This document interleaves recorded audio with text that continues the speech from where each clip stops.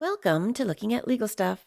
Today we have a hearing with a snarky woman who wants a protective order against her almost 18-year-old son's ex-girlfriend and her stepfather because she says that the stepfather chased her son through McDonald's, threatening him after an alleged assault between her son and his ex. She also makes a bunch of other claims, including a story about how her son found a bullet in his bed, so naturally she assumed it was the stepfather, and another claim that she assumed that the threatening texts that her son received were from the stepfather because the number they came from was in the new state they had moved to.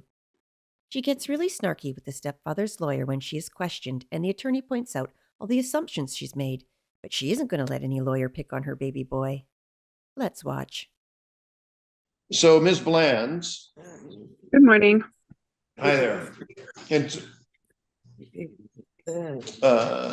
then you're asking for Layla Harper and Adrian Crane. And so, and then Ms. Sturbis, you're here for both of those folks. Is that correct? That's accurate. Good morning, Your Honor. Maria Sturbis is hearing.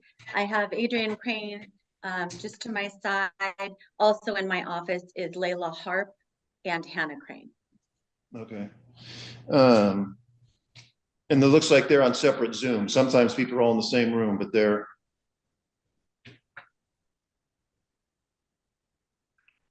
so what's going to happen, Ms. Bland? No. Could you, Jasmine? There's someone listed as Jasmine Durham as a witness. What case are you here for? You just muted. I just want to know what case you're here for. I'm here as the witness for Ms. Bland, Your Honor. Okay, thank you. Go ahead and mute up, and then we'll what's your name, sir? Jasmine Durham. You can stand by here just a moment. I'll get to you when the time comes. All right, thank you. But please mute. Thank you. Yes, sir. So, Ms. Blands, what's going to happen is I'm going to swear you in. I'm going to hear from you, and then I'll just let you tell me in narrative form why you want an order against those two folks. I'll need specifics about both individuals. There's an attorney involved in this case. She's going to be allowed to ask you questions, and then you can call whatever witnesses you wish to call. It looks like you have one. I'll swear in that witness here for that witness, and then Ms. Sturbis is going to be allowed to ask questions there also. And then following that, I'll make a determination as to whether orders should be entered against either or both of the folks you're asking for. So with that, can you raise your right hand? Do you swear and affirm the information and testimony you provide will be the truth, the whole truth, and nothing but the truth? I do. Go ahead, ma'am. I'll hear from you. So there was an incident this last summer that was involved Layla and my son. And it wasn't until August 11th that I was contacted by my son at Reyes. He was at work. He had been chased through McDonald's by Adrian Crane that was threatening him, telling him that he was going to be 18 soon. Basically, Adrian was upset that my son had allegedly assaulted Layla. So I called Adrian. I messaged Adrian actually on Facebook, and I told him that he was not going to be harassing or stalking my child, and that it ended right there, and that he needed to come to me. He asked for a phone number, and I gave him Jasmine's phone number, as he's a man, and I know how Adrian is, and I was just going to put a man in between Adrian and I. My boyfriend called him, and in the phone call, he was telling Jasmine that he did chase Rigo, and that he I'm going to object is upset at this point based on that. Okay, Ms. Bland, when somebody objects, you need to stop. You understand? So I'm going to hear from Ms. Sturbis what the objection is. Then I'll make a ruling one way or the other. Go ahead, Your Honor. Ms. Sturbis. Thank you. This would be hearsay, Your Honor. Ms. Bland certainly can call witnesses, and they can talk about what they said to her, but I believe that this is not the best evidence, and this is hearsay, and I'd be objecting on that basis. So, ma'am, I'm going to sustain that objection, which means I don't want you to talk about what Mr. Durham said. He's here. I'll swear him in a minute, and I'm assuming he can testify to that phone call, and I'll hear from him on what was said then. So the phone call was on speaker, and Jasmine and I were both talking to Adrian. Adrian had said, I won't say what Jasmine had said. I heard Adrian say on that phone call that he will bury my son, and that he will be 18 soon. And so I told Adrian that won't happen without consequences. So hang on just a second. So Mr. Durham, Jasmine Durham, you're on mute. Yes, Your Honor. I don't want you driving. Are you? I'm assuming you're at work right now? Yes, Your Honor. I'm getting ready to pull out and pull over. I'm able to talk in a few seconds. Okay. I just need to pull out and pull over. Go off screen and then go pulled over. All right. Thank you, Your Honor. I don't want you, I prefer not to have my infractions committed in real time. So turn off your camera, mute yourself, and then pull over. And then when you're stationary again, you can come back on. Thank you. Just a few seconds. I apologize for interrupting, Ms. Bland. Go ahead. I forgot where I was. So just the phone call. We would hang up with Adrian on August 11th, and he'd call back. He was harassing us. He knew that we were at a family event at the zoo, and he was just relentlessly calling, saying that he was going to hurt my child, that he would be a grown-up soon, and then it wouldn't be hurting a minor. My son Rigo is on Zoom right here, but he's not 18 yet. So I attempted to get a no contact order after after Jasmine received a message of a picture of Rigo stating this is what your son is doing, when I didn't ask Adrian to follow my son around to report back to what he was doing. My comment that I made to Adrian was to basically let me know if he had concerns around my son and him or Layla, not what my son was randomly doing out in the public. So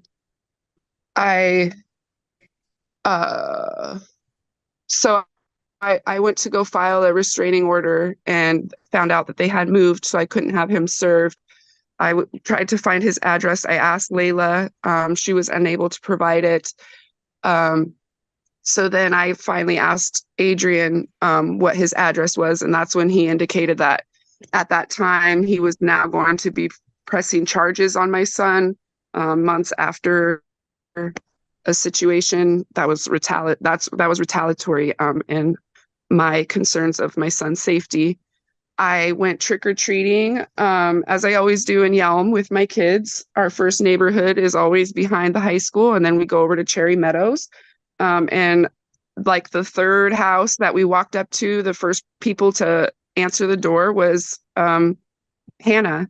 And I had no idea that's who it was at first until she had already given the kids candy, and then she stood up from bending down handing the kids candy, and I saw her face.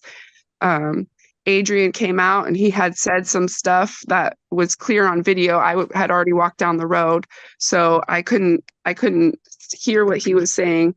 But he had mentioned something about being 18 years old, which is basically what he had told my son, that he was going to get him when he was 18.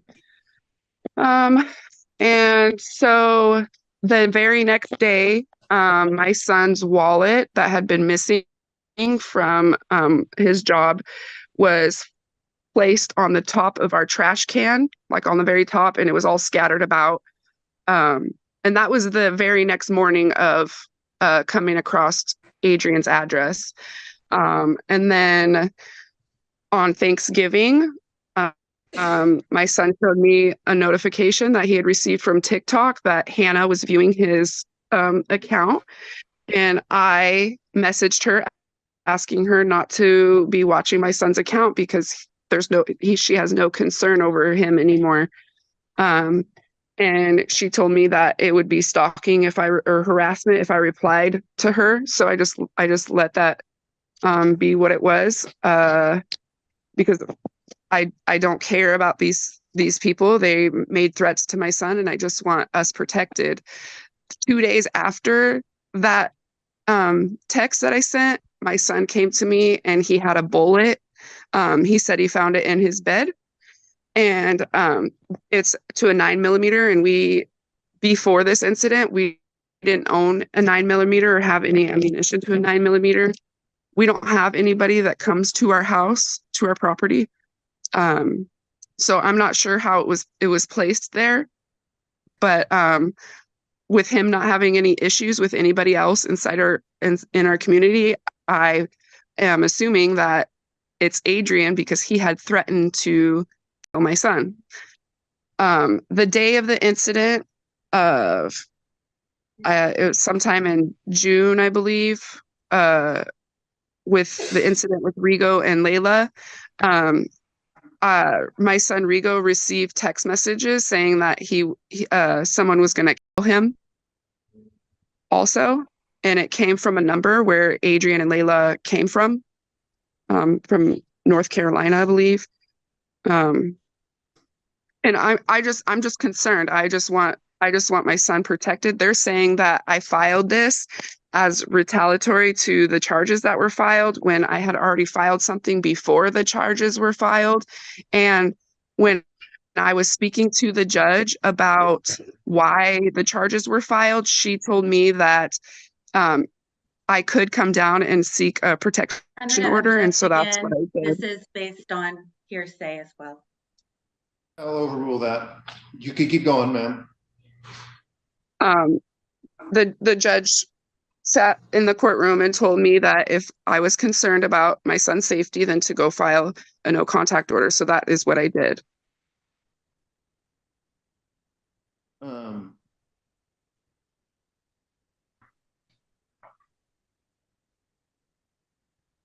When did you learn their address? Halloween. Okay. Ms. Sturbis, you have any questions you wish to ask Ms. Bland? I do, thank you.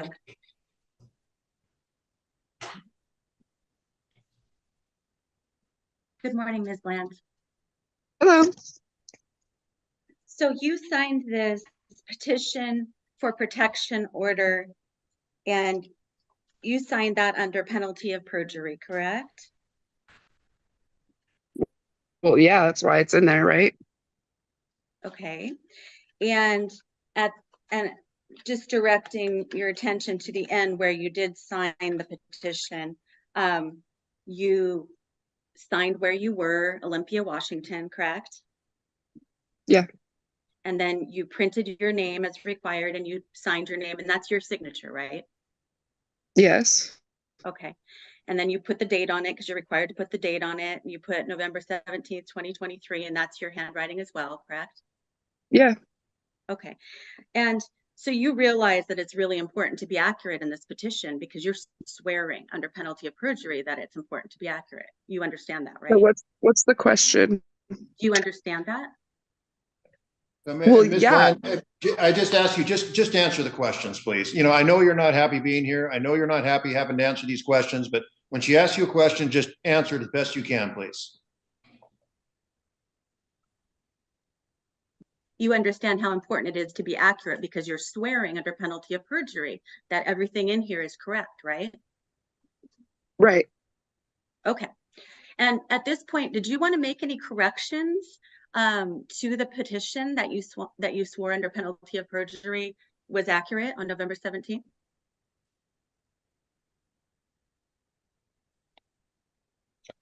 Any corrections? Right. Is there anything in there that's wrong, inaccurate, false?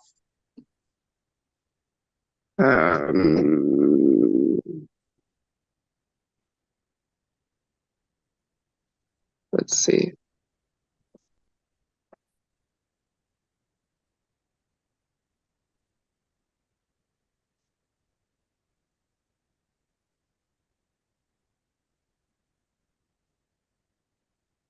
Well, I did state that when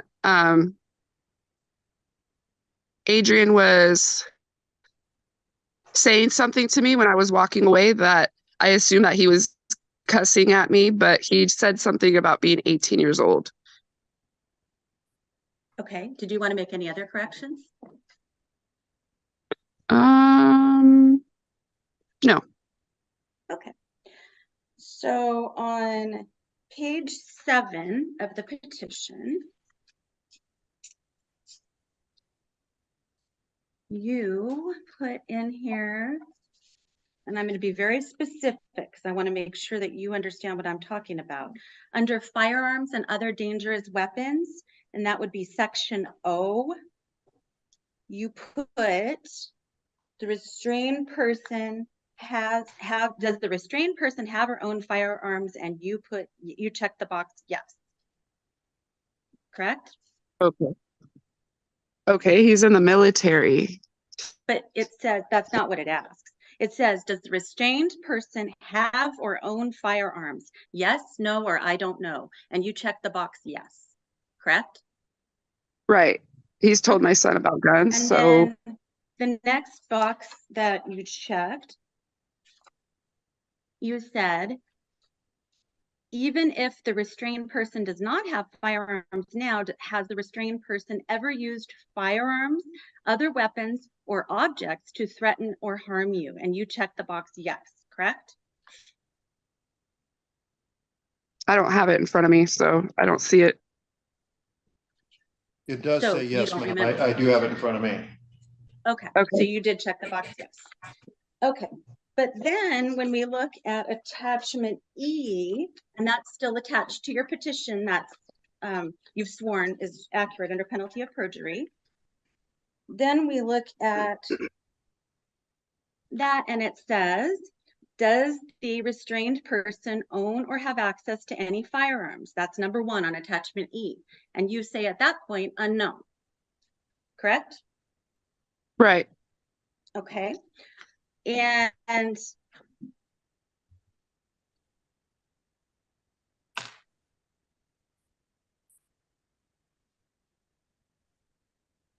also listed on your petition, and now I'd like to focus your attention on page 9, and this is under number 16, most recent incident.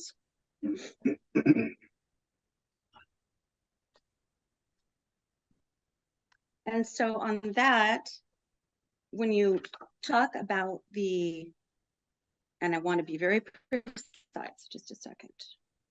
Okay, so you say, on October 31st, 2023, I was trick-or-treating and my children came up unknowingly to Adrian's house. Layla's mom got Adrian to the door, who came outside yelling and threatening to beat my ass.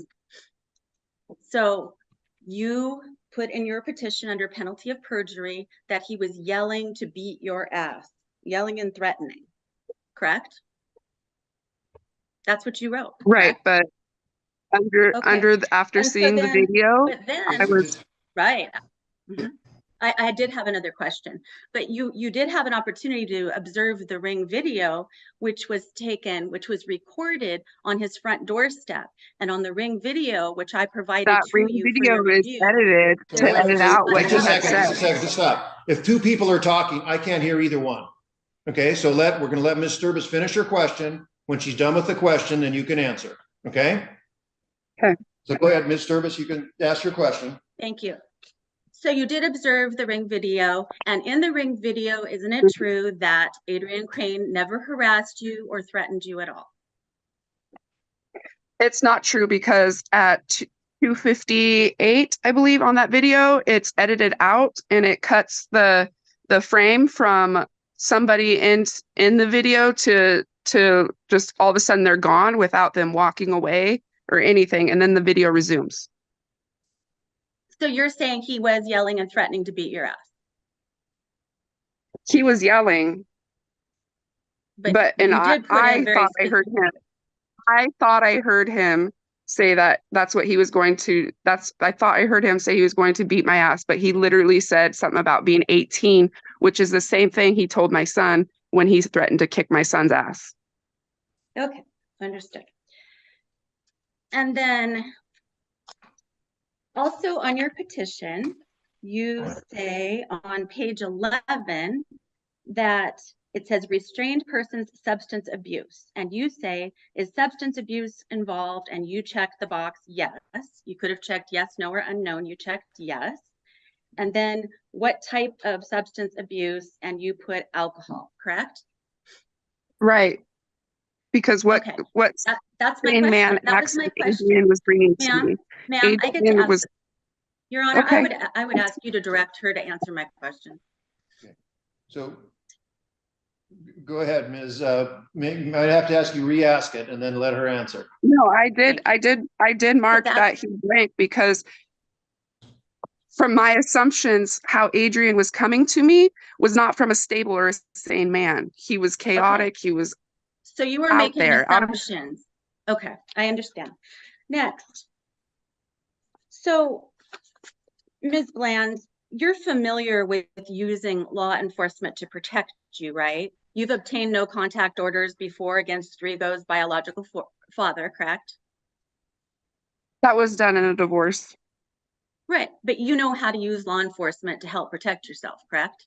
Right. And I have to take certain days off of work because I don't have paid leave. So I'm not I have to be asking you about taking days off work, Ms. Bland. If you could just answer my questions that I'm asking you, please. I have certain days. I'm telling you, I have certain days that I can do it. Okay, so again, when two people are talking, I can't understand either one.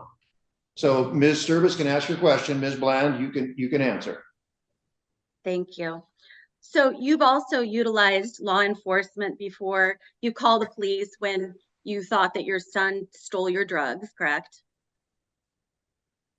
Actually, it's not drugs, it's medical marijuana, but you're correct. Okay. And you've also called the police before and because you wanted to know if you could take away your son's phone, correct? Right. Okay. So you're very familiar that you can use law enforcement for a variety of reasons to protect yourself, correct? Correct. But in a civil matter, they direct you to file a restraining order.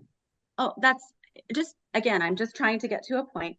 So okay, well, mark it down too. You never called the police about any alleged threat to Rigo's life, did you? No. Okay. And you realize. Do you want to know why? Because I told Adrian that there will be repercussions and consequences. You'll get a chance to respond to that. You get a chance to respond to that, but I'm going to let her ask her questions. You know, you have a chance to provide context when she's done. Did you call the police after you were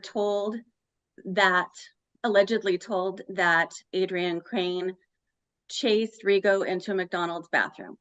Yes or no? I did not call the police because again, it's a yes or no question, and you're going to have plenty of opportunities to say whatever you want. Did you call the police when you found a bullet? Did you call the police when you found a bullet allegedly on your son's bed? Nope. Okay. And let's talk a little bit about that. You said that on November 28th, someone put a bullet on Rigo's bed, correct? Yeah. Okay. He has no. And that was in Rigo's RV that you stated that he lives in on your original petition, correct? That's his bedroom, yes. Okay. And so where is that RV? Is that behind your house? Can you just tell me, is what? Next to the house. Next to the house? Okay. And about how far from the road would you say that is? Just a ballpark. What road? The road that people drive up to get to your house. I have no idea how close that is to the road. There's a 6-foot gate in between. Okay, so you have to go through a pathway and a gate to get to your house. Is that right? Yep. Okay, and does that gate also, you have to go through that to get to the RV? Is that right? Yeah. Okay. And do you usually keep that gate open or closed? It's open. Okay. And did you ever personally witness Adrian exhibiting substance abuse?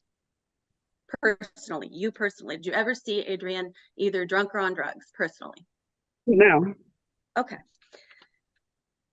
And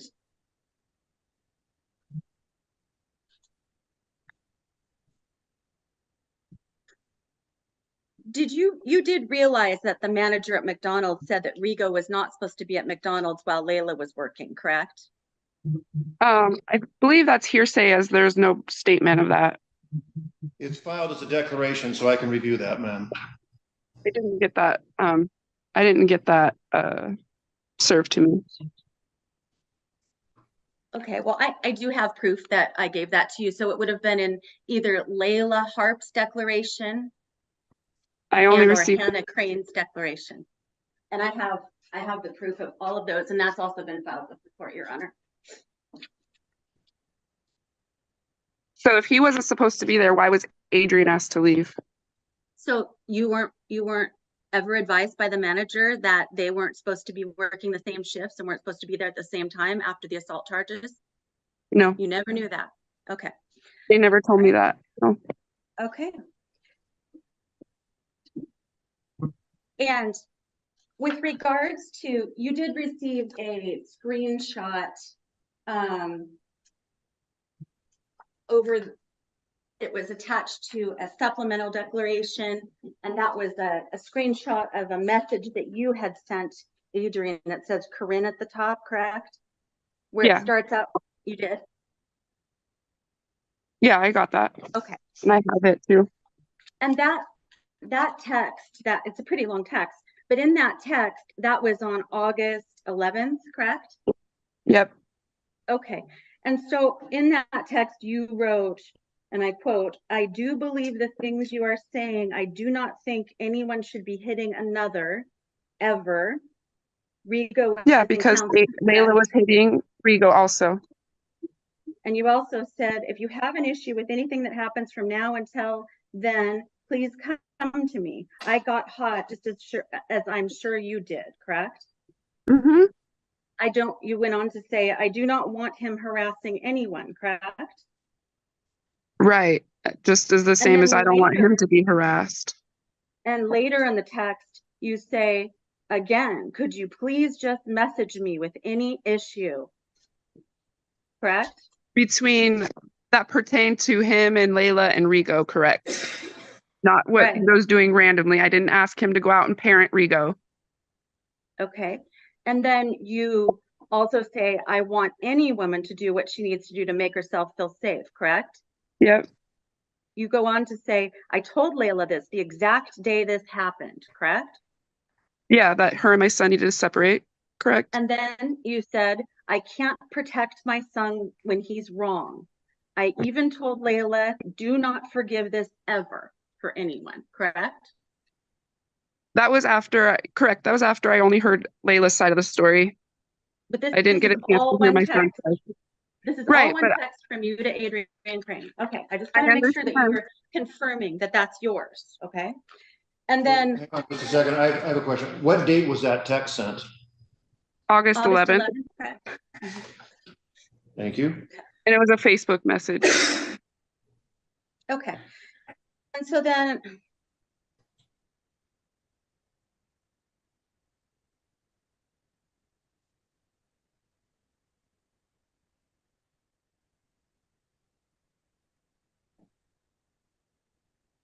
So you said in your statement that Layla has allegedly repeatedly hit your son Rigo, correct? You said that? She has. Okay. And a text message of her not wanting it be brought up at court too, to Rigo. You said that she repeatedly said that she's repeatedly hit him in his private areas, correct? Mm-hmm. Yep. And how many times have you reported this alleged assault to the police? They are minors, so that's not what I'm asking. Have you ever reported that to the police? I'm trying to answer your question, but you're interrupting with what you think I'm going to say. No, it's a yes, no question. Yes or no, have you reported these alleged assaults to the police? Yes or no? No. Okay, thank you. And then We don't typically call the police. again, I don't have a question in front of you right now. Well, it would be a yes or no question, so that doesn't matter. Your Honor, can I have just 1 second before I'm done with this witness?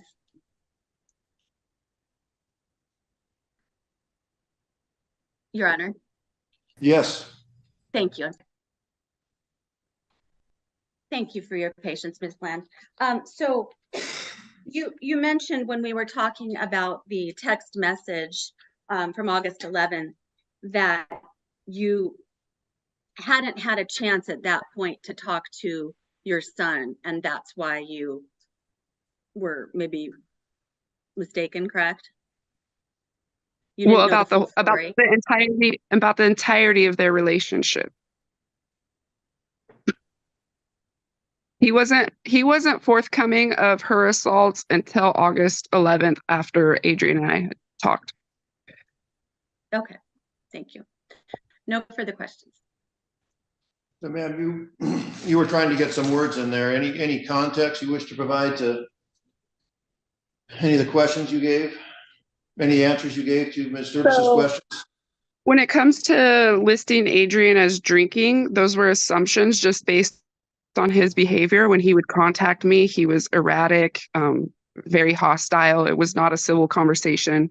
So my thinking is he came back from deployment and started doing something that made him act the way he was acting towards me and my son.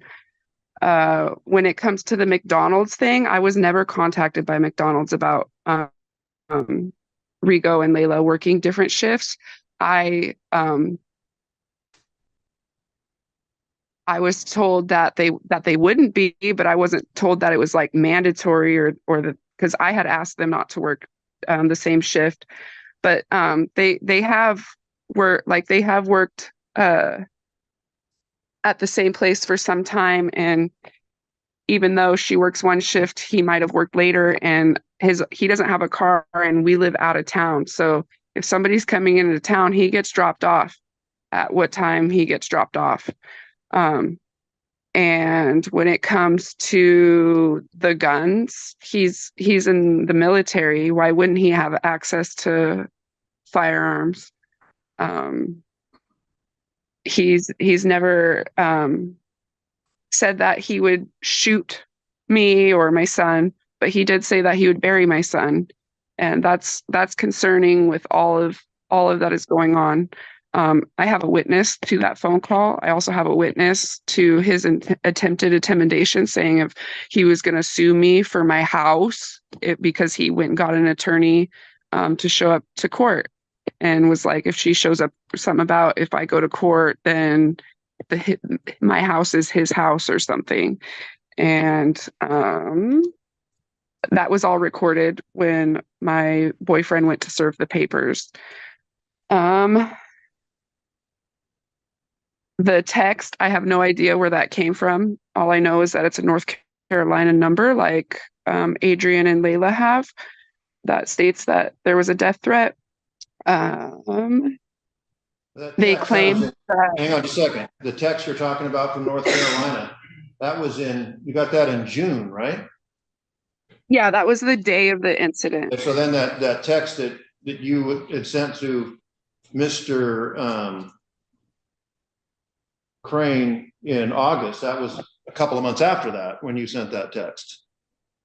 So Your Honor, that text was him and I were trying to come to an understanding on the conversation we had while he was calling because it was on Facebook. So he was calling and texting. Just a second. All this stuff, this incident, McDonald's and all of that, was that before or after that text in August? The stuff at McDonald's happened the morning of that text. Him and I were talking through the conversation because he was not civil when he first contacted me. And then later, as we text, we were trying to come to an agreement on figuring out their stuff. Us parents being mad about what their relationship that they had going on. And then when I showed Rigo, I'm going to stop you. I'm going to stop you because I have my answer. I have one additional question for you, which might take a long answer, but then I'll hear from Mr. Durham, and then I'll let Ms. Sturbis speak with Mr. Durham. But we've been going at this for quite some time. I don't have any idea why you're asking for an order against Ms. Harp, and maybe you could explain that to me. I'll explain that right now. She had been going into McDonald's after she came back from Mr. Crane pushed Layla down the stairs. The next day she flew out to her dad's house. She was gone for some time. She told me on the phone that she didn't know if she was going to come back, that she didn't want to move back because she didn't like her stepdad. So again, wait, hang on just a second, ma'am. I'm going to stop you. The relationship between her and her stepdad just doesn't matter here. You're asking. Let me finish, ma'am. I'm telling you the backstory. Can you let me finish, please? Right. So you're asking for an order to keep her away from you because she's harassing you. What I want to know is, how is it that she's harassing you? Because I haven't heard anything yet. I understand your position on Mr. Crane, but I don't understand why you're asking how Ms. Harp is harassing you in any way based on anything I've heard so far. So I was asking for the order. I was unsure how to go about an order between her and my son, since my son is a minor. And I had asked her to stay away from my son when she came back and was no longer working at McDonald's. And she told me that her friends work at McDonald's, so she couldn't, she wasn't willing to stay. Objection. Stop. Okay. So, you've answered my question, ma'am. So I'm going to hear from Mr. Durham. I can unmute himself. Okay. And you raise your right hand, sir? You swear and affirm the information and testimony you provide will be the truth, the whole truth, and nothing but the truth? Yes, Your Honor. Go ahead. What do you have to add to this situation? So on the day, I'm pretty sure we were at the zoo on August 11th. We had received a phone call from Rigo. He was really erratic and upset, saying that Adrian had chased him into the bathroom. I messaged Adrian. I'm pretty sure it was me that messaged Adrian. I told him, I said, if you have an issue with one of our children or with Rigo, you're more than welcome to contact me. And I received a call from Adrian. He was really upset. And I told him to come to me. I'm an adult. He was really upset. He was saying, where are you at? We can meet up now. And I'm like, I'm at the zoo. We're at the zoo with the kids. And he's like, because he was like, where you at, motherfucker? Excuse my language. I was like, we're at the zoo. And we talked for a few minutes. Well, he was yelling. Hung up the phone. I hung up the phone because we weren't getting anywhere in the argument. He called back. I answered the phone. He was still yelling. I hung up and kept calling and called, I think 2 or 3 more times. And then after a little bit, we calmed down and I got on the phone and I talked to him. We got to a point to where we were calm and, trying to talk through the situation. I did receive later on, I can't remember the day, I did receive a picture text message that Ms. Bland was referring to. It was a picture from Adrian. I'm not sure what Rigo was doing. It was just a picture of Rigo and some kids in the McDonald's parking lot. He was explaining to me that Rigo was smoking weed with a kid in the parking lot, though the picture didn't really show anything. It just showed Rigo and another kid standing in a parking lot. Okay, keep going.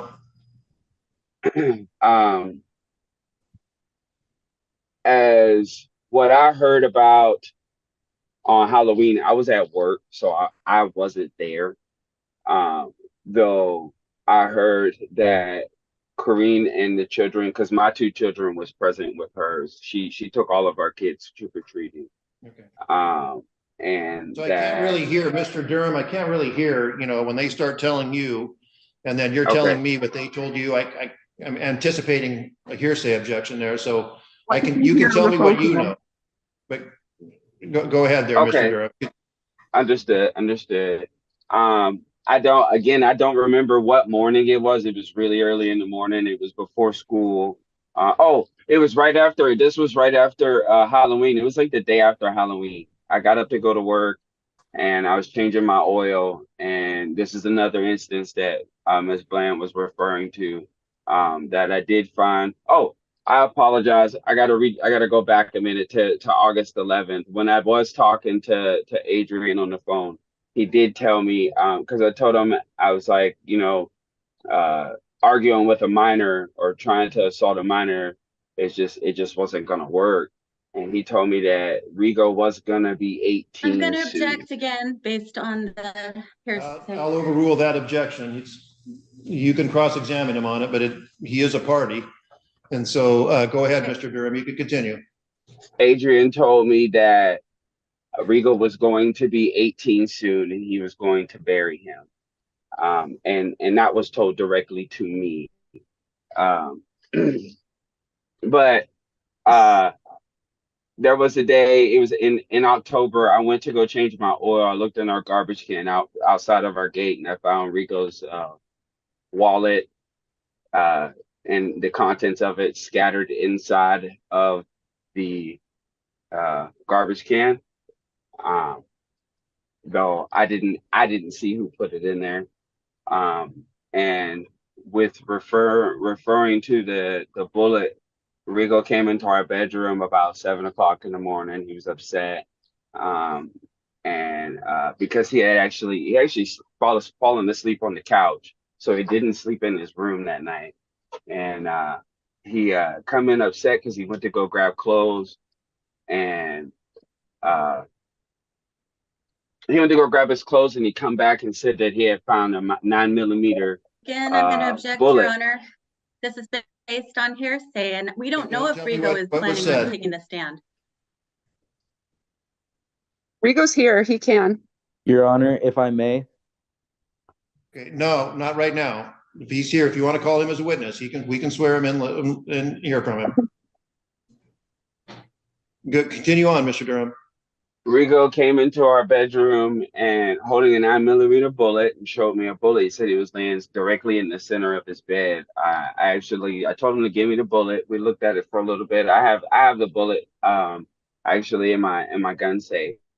But that's about it as far as the bullet goes. Ms. Sturbis, do you have any questions you wish to ask Mr. Durham? Yes, thank you. So, Mr. Durham, you said that August 11th you were at the zoo with your family. Is that correct? Yes. Okay. And you said that my client called you more than once. How many times do you think? We talked on the phone about twice, but I think all in all, it was probably about 3 or 4 times, maybe 5. Okay. So both failed attempts and completed attempts, you say about 5 times? Okay. And what's the last 4 of your phone number? The last 4 of my phone number is 0001. Though the calls weren't all through my phone number, they were through Messenger also.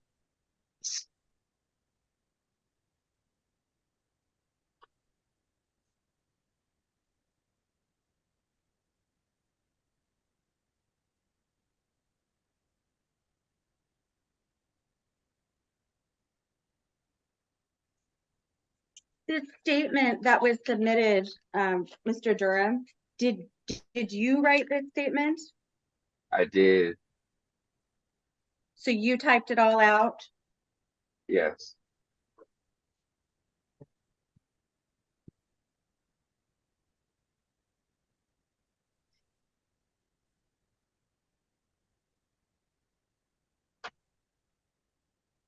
Thank you, Your Honor. Nothing further for this witness. Ms. Bland, did you wish, Mr. Reyes is there? Yes,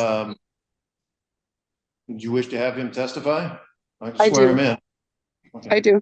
So he needs to understand, apparently there's a criminal proceeding against him? Is that you, yes or Yes. no? Yes. So he needs to understand that this is recorded. Anything he say can be used against him in the proceeding in juvenile court. He needs to understand that. Okay, Rigo, don't talk about anything prior to the day you were chased.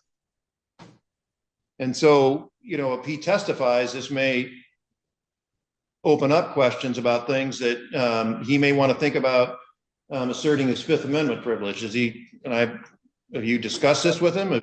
Mr. Reyes, could unmute yourself and come on the Zoom call? We're actually working with a deal on the prosecutor, so. Okay, so I just understand that, but working on a deal means there hasn't a deal been set. And even if a deal has been set, additional information can upset all that. Having a fair amount of experience in criminal law. And so there's a video, I think, that was submitted which is, I'll be frank with everyone, it's kind of disturbing. And so to me, anyway, and I haven't really had any testimony about that. That's in evidence, and it's been submitted. It's not in evidence in terms of the hearing, but it's been submitted. I've heard it. And so anyway, I can swear him in. He could testify. I just want to make sure he's doing that with open eyes. And I don't know whether you've discussed all this with him or not. I suspect not, but Mr. Reyes, you were there for a minute, but now you're not. He's there. Okay. So, and this is, you have an attorney. Do you have an attorney there in the juvenile case there, Mr. Reyes? Yes. Okay, ma'am, I'm talking to him.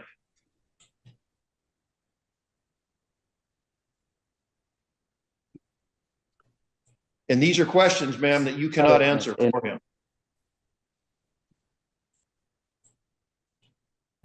But I'm getting kind of a scratchy connection here. Turned in not too long ago. I had my buddy Curtis. He turned in a report as a witness to what happened at McDonald's on August 11th. Is that in this case? It should be, yes. And one more thing. I didn't think on this second. I didn't see anything from anyone named Curtis. It's possible I missed it. His name is Zayden. Yeah, Zayden. He goes by Curtis. His name's Zayden. I don't see anything from Aiden. Zayden. Still nothing. But just a few days ago, Adrian happens to call his dad. You haven't been sworn in or anything.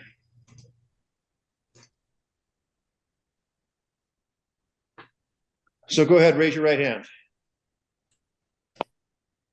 Do you swear and affirm the information and testimony you provided is be the truth, the whole truth, and nothing but the truth?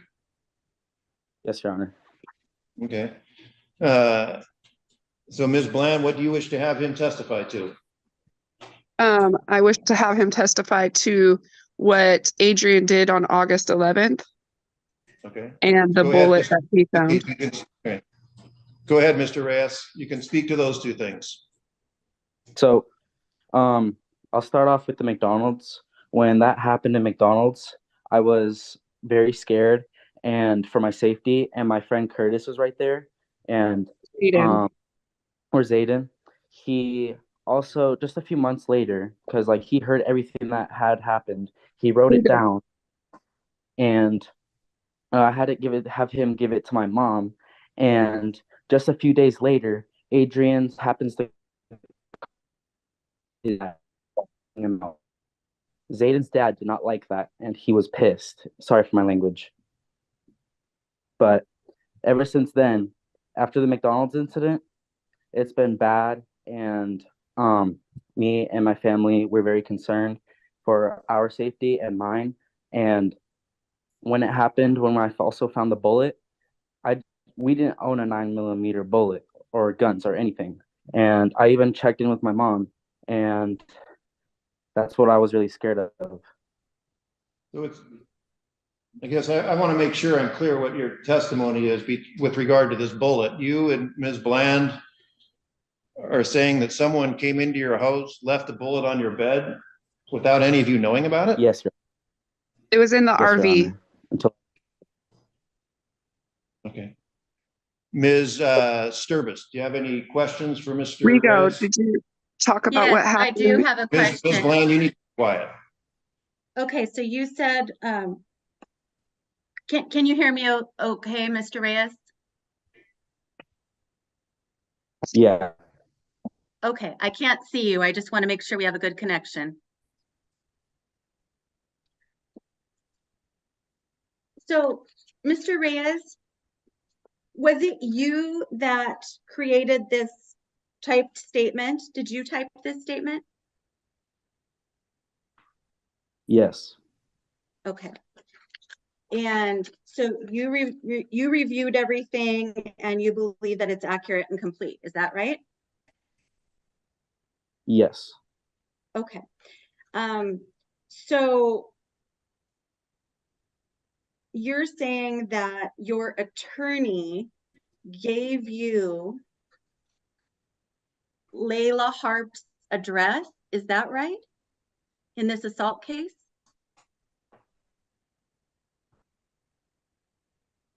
Halloween.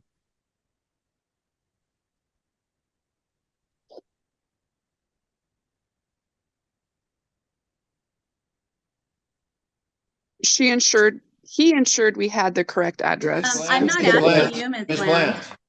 Yes, She's sir. asking Mr. Reyes a question. Mr. Reyes, in your statement, it says that your attorney ensured that you had Ms. Harp's correct address, right? Just to check in with him. Yes, because we went on Halloween. So your attorney gave the address to you. Is that what you're saying? After that, yes. Just to clarify. Okay. And that was your attorney who's representing you in the assault case. Is that right? Yeah.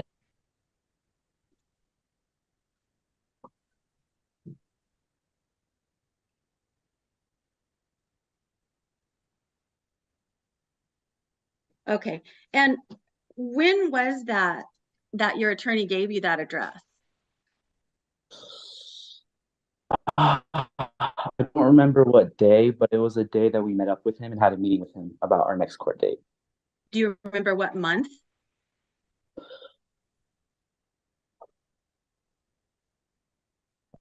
In October or November. It was one of those. So was it after that there were already charges filed against you, correct? Which happened in November. Again, Ms. Bland, I'm not asking you anything. Just answer the question if you can, Ms. Reyes. If you don't know, you don't know. I just believe it was at the end of November. Okay.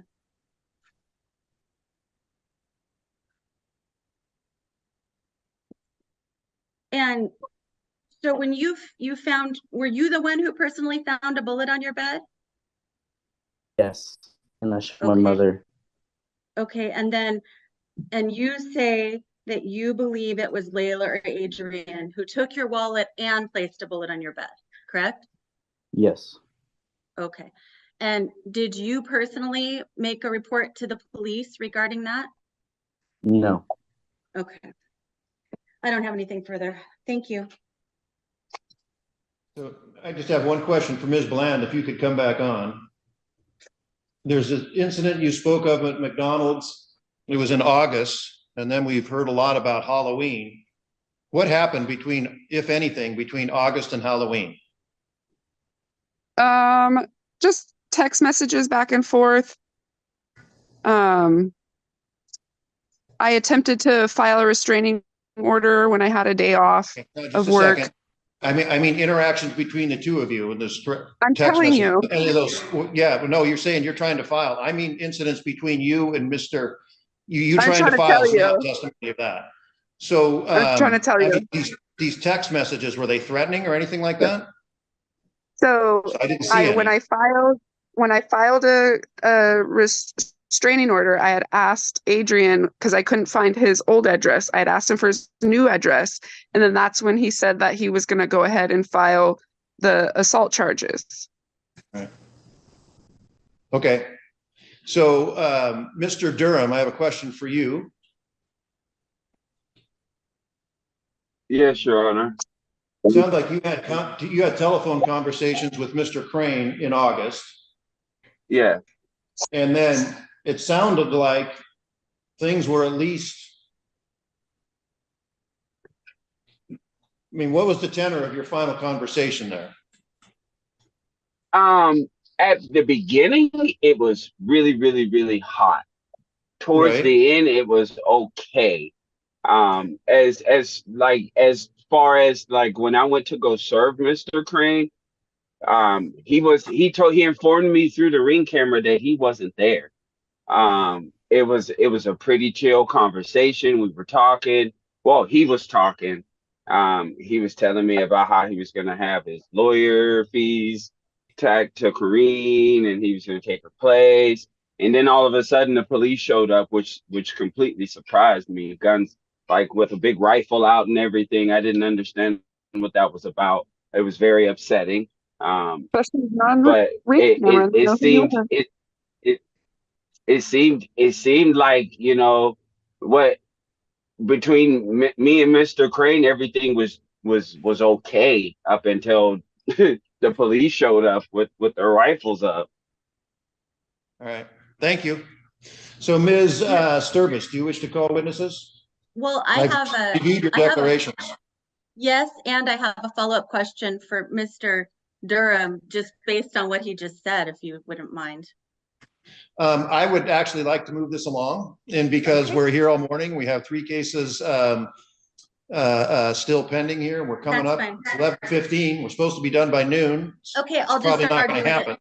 So, Okay, and I've got a lot of information from Ms. Bland, Mr. Durham. And so, yeah, if you wish to call witnesses, we'll hear from them. Okay, perfect. Thank you. So first of all, Your Honor, I filed a supplemental declaration of Adrian Crane, and that was on Friday afternoon. And I had talked with the court to make sure that that would be included and processed on Friday. And I talked with somebody this morning because I didn't see that. And I did provide copy over the email to Ms. Bland. Well, it's now in the court file, but I am guessing since you've been on the record, you haven't had a chance to review it because it is a very short declaration. And its only purpose is just to give a foundation for the audio file, the ring file. I would just propose that I have Mr. Crane read it into the record word for word. It just basically describes and explains and authenticates the evidence that the court already has filed. Okay, basically what it says is when Petitioner was trying to serve papers, Mr. Durham was at the door. And then basically his son answered the door, was there, and not Mr. Durham himself. That's accurate. And then there's the screenshot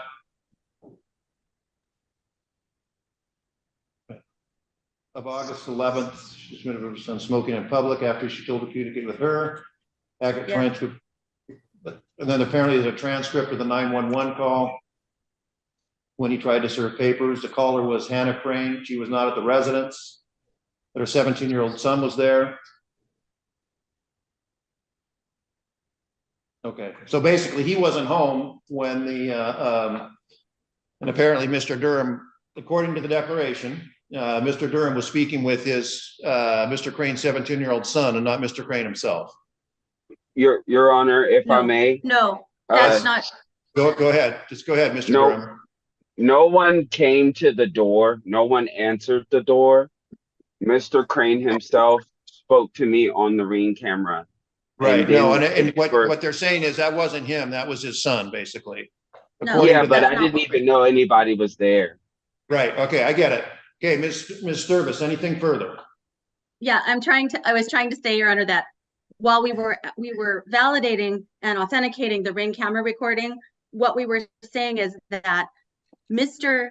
Crane, the respondent, was not at the house. However, through the ring audio, he was able to speak to Mr. Durham.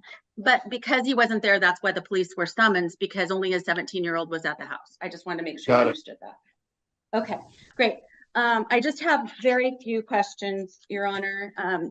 Mr. Crane is present.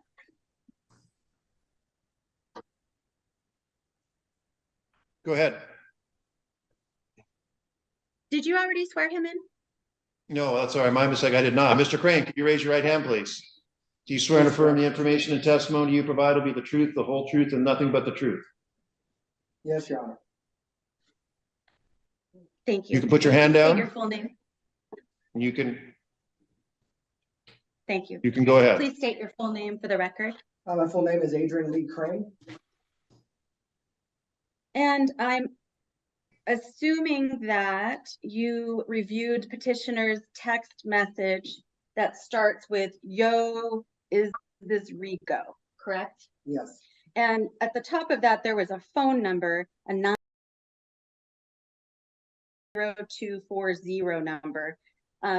That's not your phone number, is it? No. That's not Layla Harp's phone number, is it? No. That's not Hannah Crane's phone number, is it? No. Okay. And that was on June 21st, June 21st of 2023, about 11:28 a.m., correct? Sounds about right. Okay.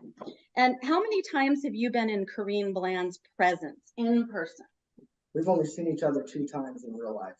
Okay. And was one of them Halloween? Correct. Okay. And we heard that from Jay Durham that you called over and over and over on August 11th.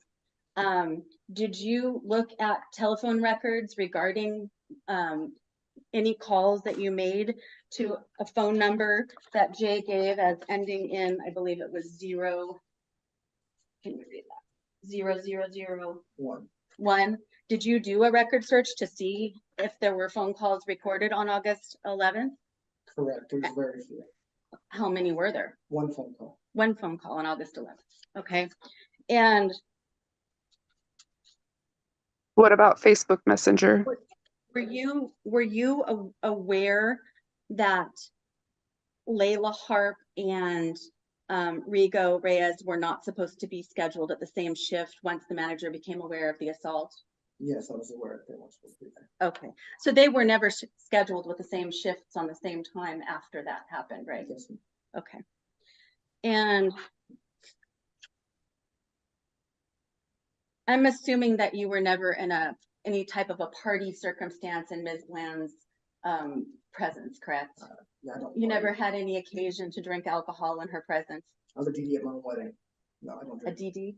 Depends the driver. I was the Designated driver. Yeah. Okay, so you don't drink? No. Okay. And there's a little confusion on the petition, apparently from Ms. Bland, about whether you do or don't have weapons or whether it's unknown. But have you ever taken a weapon out, made any threats to, we'll start with Ms. Bland. No. And how about Rigoberto Reyes? No. Okay. Well, we might as well throw in Mr. Durham. You've never threatened him. No. You need respect. All right. And I think the rest is covered, but you obviously created both your declaration and your supplemental declarations, correct? Yes, ma'am. That have been filed in this case, and they're true and accurate in all Yes, respects. ma'am. All right, thank you. Ms. Bland, I did hear you ask, what about the Facebook Messenger? So I'll ask that on your behalf, and then I'll ask you if you have any other questions you wish me to present to Mr. Crane. Mr. Crane, on August 11th, were there any Facebook messages sent by you to either Ms. Bland or any one of the parties on the other side there?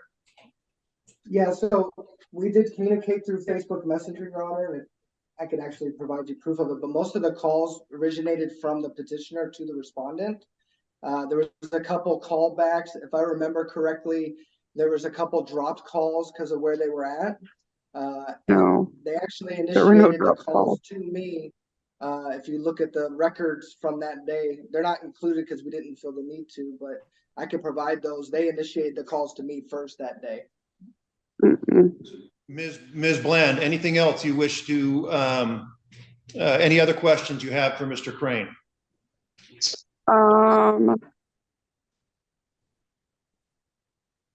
It's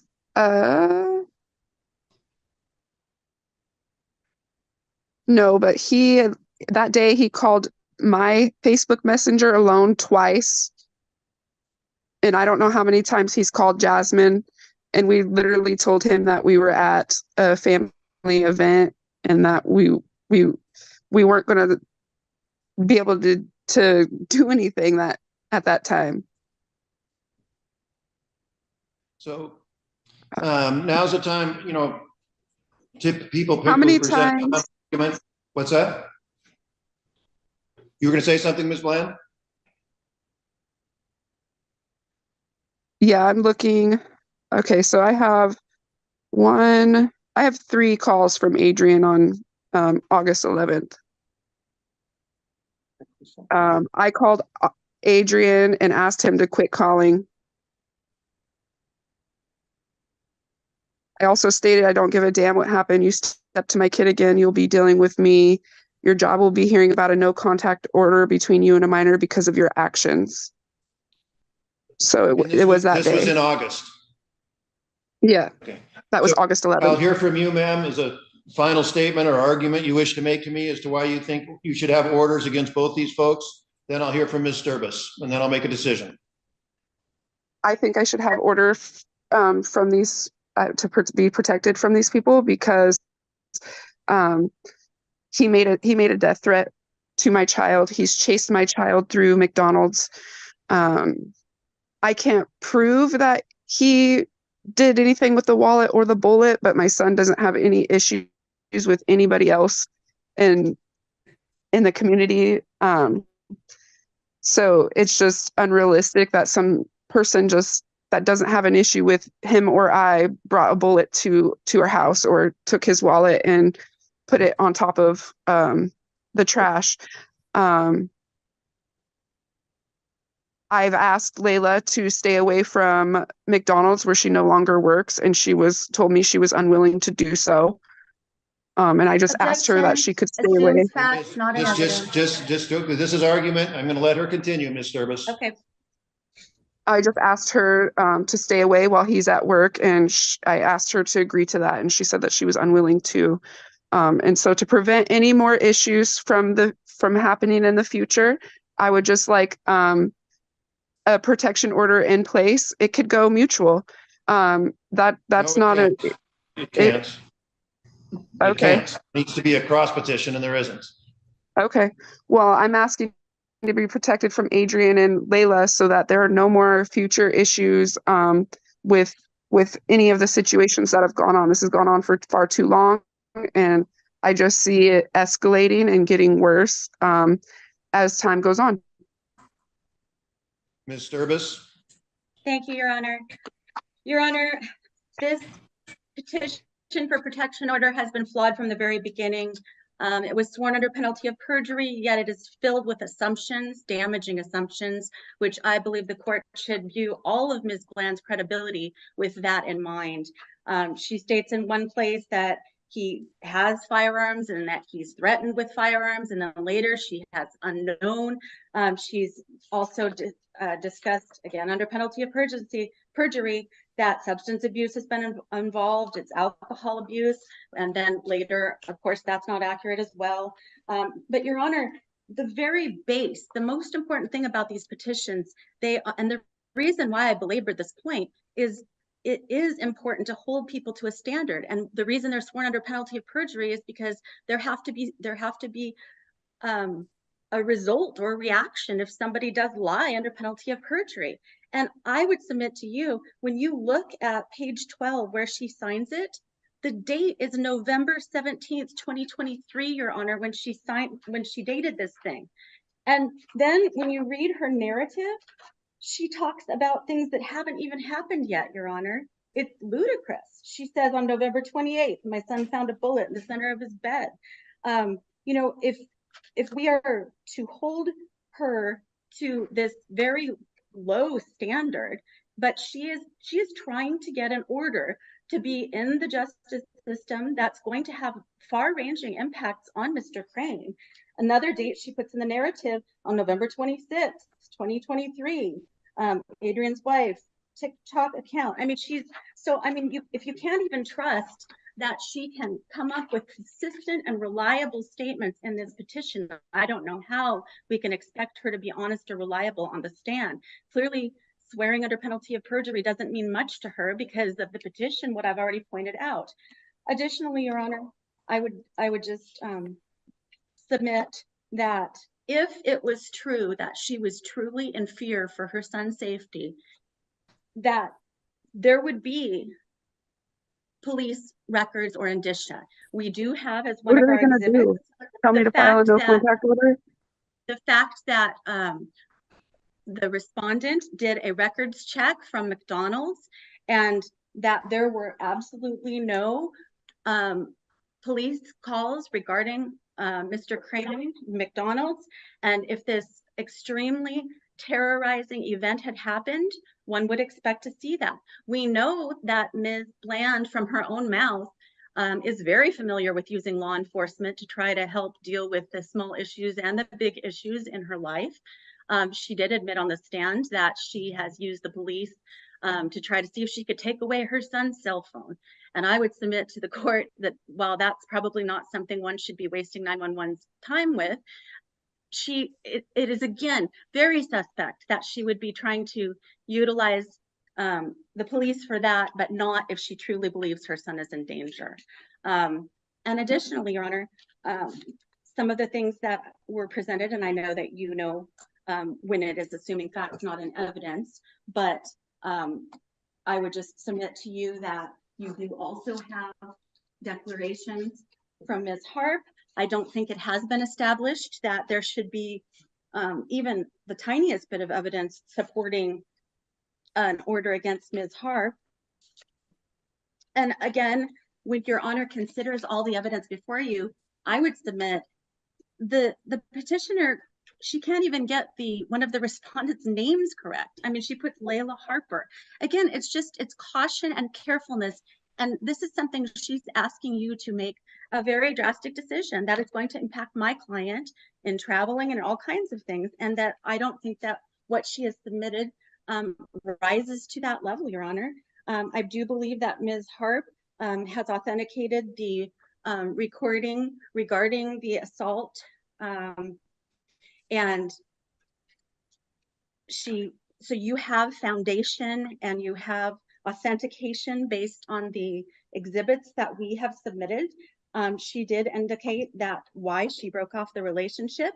She did indicate that there have been at least 4 occasions where he assaulted her. And again, if, as Ms. Bland has alleged, there were numerous indications when Ms. Harp was allegedly punching Mr. Reyes in his private areas, I just find it, again, this is a woman who is very familiar with calling the police and not even one single police call regarding that assault. Also, Your Honor, I would just submit that when you take into account Ms. Crane, she indicates and she authenticates regarding the Halloween. And again, in the Halloween incident, you have a ring recording. And I would submit to you, I know it is kind of a long recording. It is a continual recording. You can see in I believe it's the bottom right hand corner, that it hasn't been edited. You can see the continual running of the time, both in the recording. There's one recording time, and then there's actually 2. So I would submit again that shows that Mr. Crane goes outside after they've walked away, that the only statement made by anyone in the Crane household was Ms. Crane saying, please don't come back. And she did that after the kids were even off the porch. So she waits. Corinne, Ms. Bland is kind of hanging back a little bit.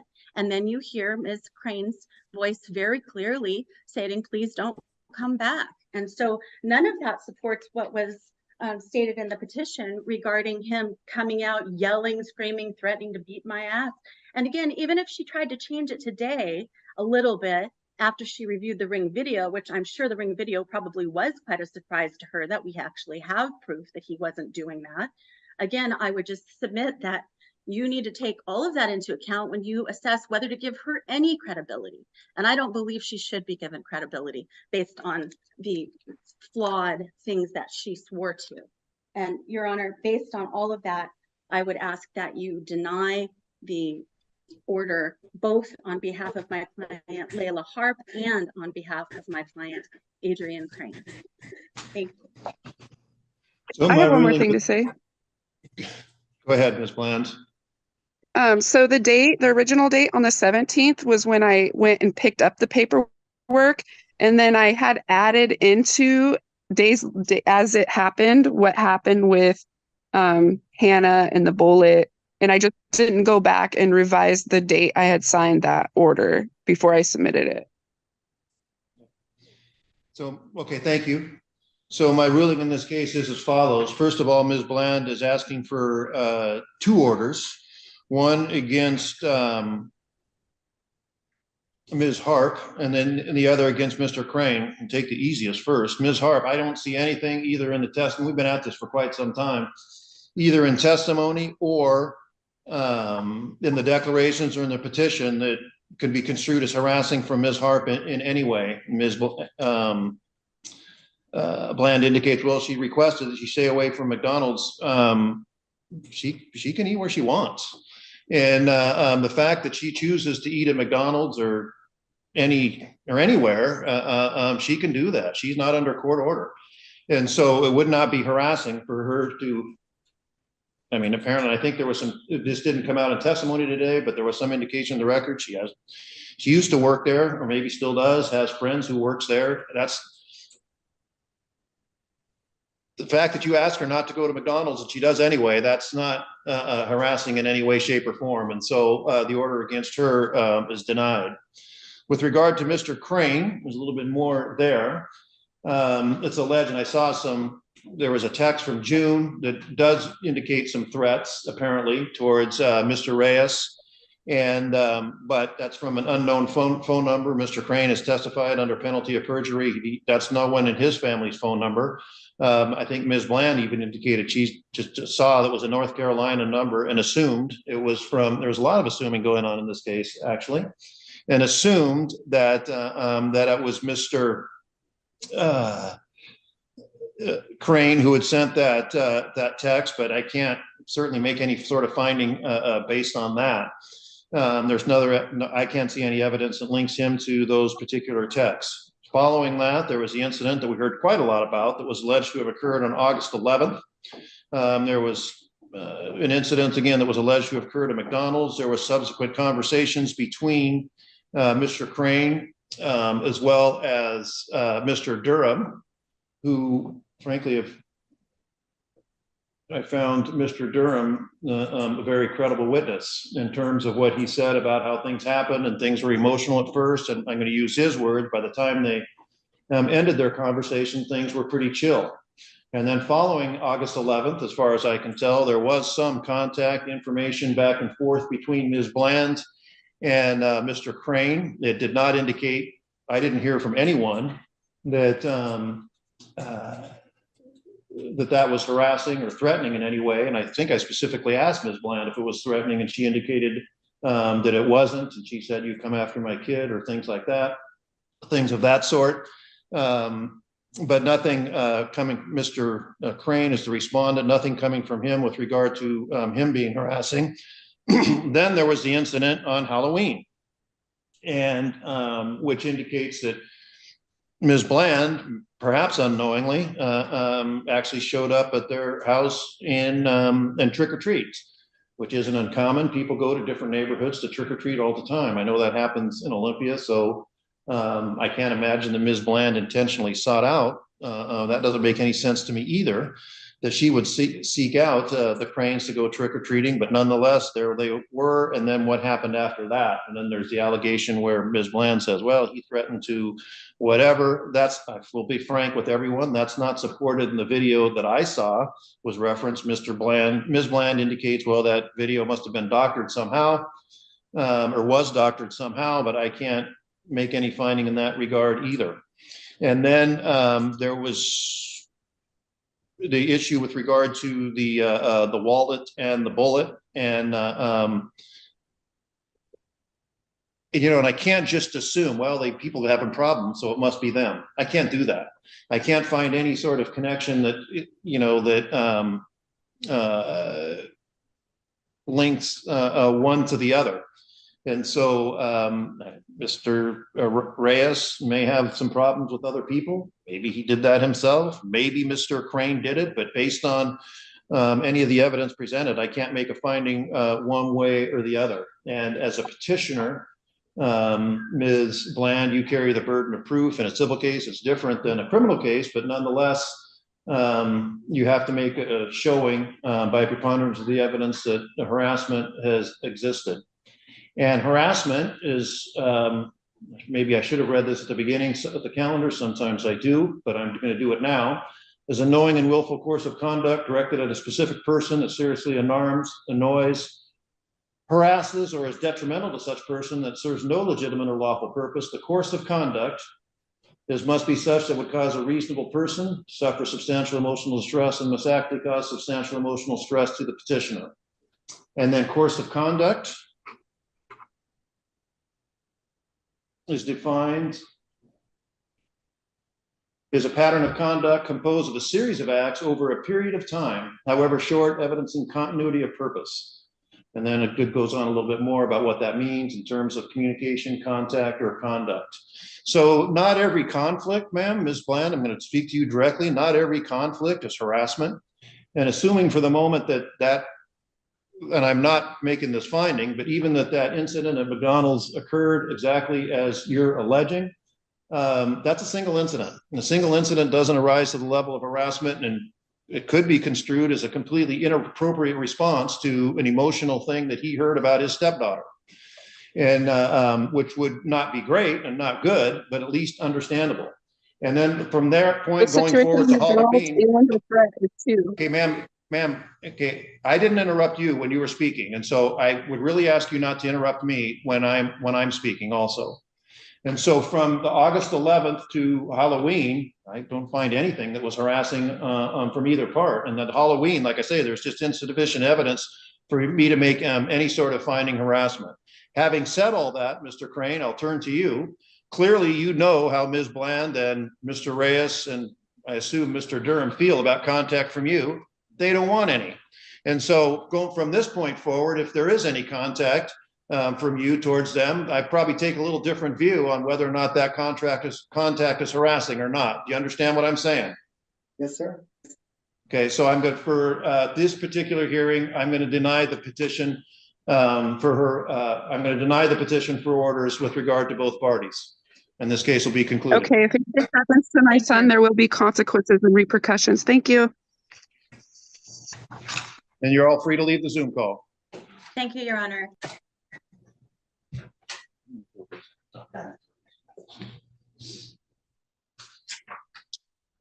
Next, we're going to take up Ms. Molinelli. You still with us? I am, Your Honor. And Mr. Boyery, he's on the Zoom call there? Yes, sir. Could you activate your camera? Yes, sir. Give me one moment.